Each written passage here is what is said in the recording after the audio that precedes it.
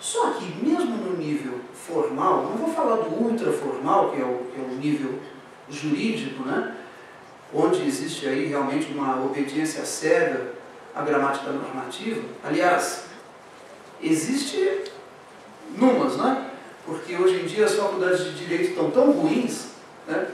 Que a gente tem visto aí alguns advogados recém-formados escrevendo cada bobagem, né? Pensando que estão escrevendo alto português, né? Mas o que eu quero dizer é o seguinte: no nível formal, né? Claro, nós devemos obedecer a uma norma culta. Mas qual norma culta? Porque o grande problema da língua portuguesa é que nós temos uma norma, né? A nossa gramática normativa é extremamente conservadora, ela se pauta por modelos do século XIX, e, portanto, ela exige que as pessoas realizem construções que hoje vão contra a própria índole da língua, a própria índole dos falantes. Então, ela se distanciou demais da realidade linguística. Por isso que eu comecei perguntando quantas mesóclises a gente encontra na revista Veja. A revista Veja, estou citando aqui uma revista que é a revista mais lida do Brasil, a mais vendida, e, por sinal, muito bem escrita. No entanto, não tem nenhuma mesóclise. Tá ok? Então, é de se questionar, tá? É de se questionar, afinal, que norma culta é essa? Que se exige nos vestibulares, que se exige nos concursos, que se ensina para as pessoas nas escolas, né? E quem faz essa norma culta? Então esse é um outro problema, é uma questão até bastante polêmica que eu às vezes levanto, que é o seguinte: quem cuida da gramática são os gramáticos, certo? Mas quem são os gramáticos?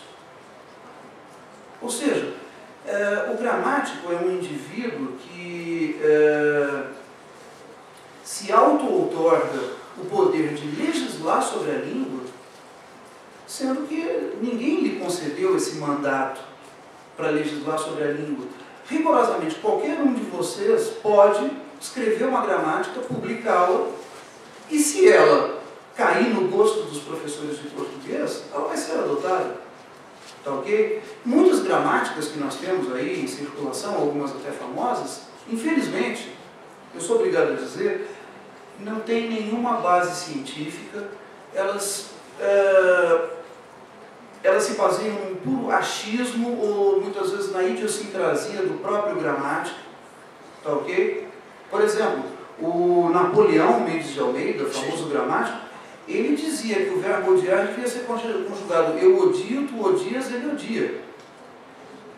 Isso é uma idiosincrasia pessoal dele, quer dizer, ele resolveu criar essa lei sobre a língua, que ninguém jamais obedeceu, nem as pessoas mais cultas, né? Isso não tem nenhum fundamento. Então, eu defendo, essa é uma posição minha, tá? Que nós devemos sim, nós precisamos ter uma normatização na língua, nós precisamos de uma gramática normativa, mas ela tem que ser construída com base científica. Eu acredito que para legislar sobre a língua, se é que isso é possível,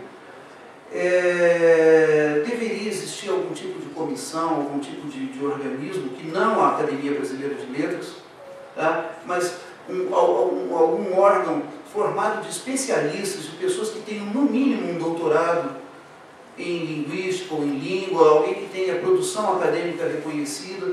Me desculpem, gente, eu não reconheço no Paulo Coelho e no José Sarney, né, acadêmicos, imortais da academia, legitimidade para legislar sobre a língua que eu falo. Não reconheço essa legitimidade nessas pessoas. Tá ok? Então, eu acho que essa questão da normatização deveria ser feita de maneira séria, com princípios científicos, por pessoas de conhecimento científico avalizado. Tá ok? E não por uma questão de tradição. A Academia Brasileira de Letras é que deve fazer isso, porque tradicionalmente é o local dos grandes escritores. Eu estou questionando. Marimbondos de Fogo é um dos grandes monumentos da literatura nacional. Tá ok? Quer dizer, então, esse é o ponto. Muito bem, gente. Então, como eu não quero me alongar muito, eu gostaria de falar um pouquinho sobre justamente essa experiência que é escrever, né, tendo em vista essa problemática toda. Eu escrevo para uma revista, como eu falei, a revista Língua, que, por sinal, está à venda aí fora, tá ok? E essa revista, como contei para vocês, ela teve todo um pioneirismo e tudo. Agora, o sucesso dessa revista, eu acredito que se deve, em grande parte, ao fato de ela ter desmistificado a língua portuguesa. A revista Língua, ela é uma revista plural. Já que nós estamos aqui num fórum que trata de pluralidade, a revista Língua tem essa marca da pluralidade na medida em que ela traz várias visões, inclusive visões conflitantes. Existe ali a coluna do gramático normativo, ok? Que diz que, segundo as gramáticas normativas, segundo Bechara, segundo Segala, segundo Luft, não sei o quê, deve ser assim não assado, deve-se usar mesóclise em tais e tais situações. E nós temos a outra visão, né? De como as pessoas falam, de como a língua evolui, de como já se falou de um jeito, hoje se fala de outro, de como aquilo que hoje é condenado como erro já foi visto como certo em outros momentos. Eu, por exemplo, na minha coluna,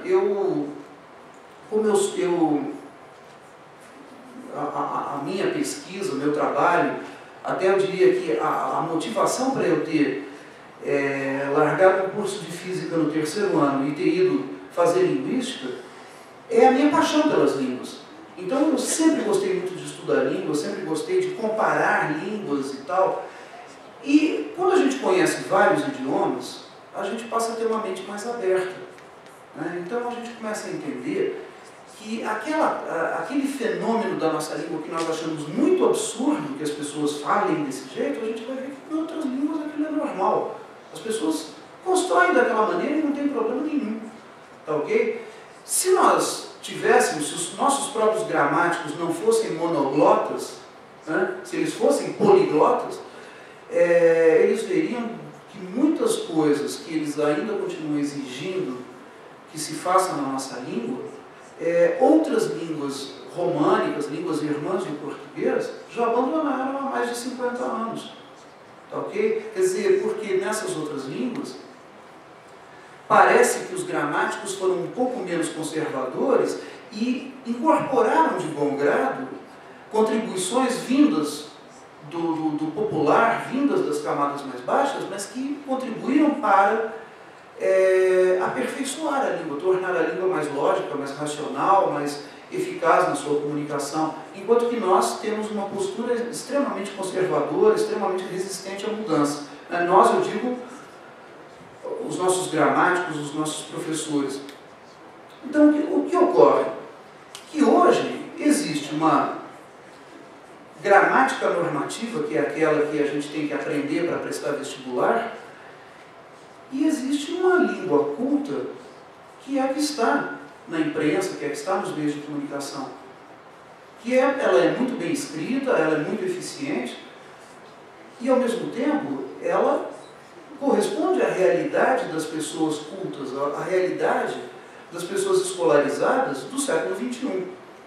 Então, nesse sentido, a revista Língua passou a tratar da língua sob uma visão plural, mostrando esses vários aspectos, quer dizer, então saindo daquele maniqueísmo do certo e do errado.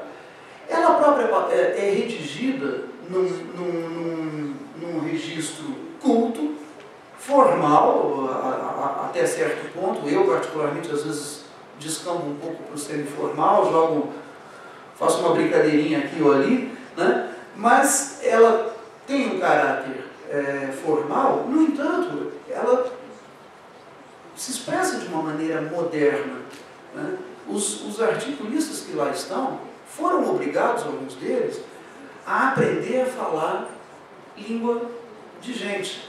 Tá? Então, quando a revista surgiu, o próprio editor, o Luiz Costa Pereira, ele convidou vários acadêmicos, né, eminentes e tal, para contribuir para a revista. E num primeiro momento ele teve sérios problemas, ele teve que reescrever muita coisa, porque essas pessoas escreviam como se estivessem escrevendo para a academia. Né? Então, com o tempo, as pessoas ali foram aprendendo que elas estão falando com outro público, que elas têm que falar de outro jeito. Né? Eu, modéstia à parte, não tive muito esse problema, eu sempre tive essa obsessão de ser compreendido, de falar de uma maneira mais fácil. Né? Então, diz lá o meu editor que eu sou um dos colaboradores que menos dá problema lá, que ele menos precisa mexer no texto. Né? Mesmo assim, às vezes, a gente ainda acaba, né, tendo que fazer uma modificaçãozinha aqui, outra ali, mas o resultado de tudo isso é que a revista acabou caindo no gosto popular, e vejam só, já são 5, acho que estamos indo já para o 6º ano, né? Estamos no 5º, acho que já no final do 5º ano dessa revista, ela começou acho que em 2005. Quem poderia imaginar que uma revista falando sobre a língua portuguesa e sobre língua de um modo geral pudesse durar tanto tempo? E ela vem durando, vem crescendo, né, cada vez mais. Por quê? Porque eu acho que ela conseguiu justamente isso, ela conseguiu desmistificar o assunto língua portuguesa, conseguiu derrubar tabus, né, e conseguiu falar sobre língua na própria língua portuguesa da atualidade, né, do modo como nós falamos português hoje.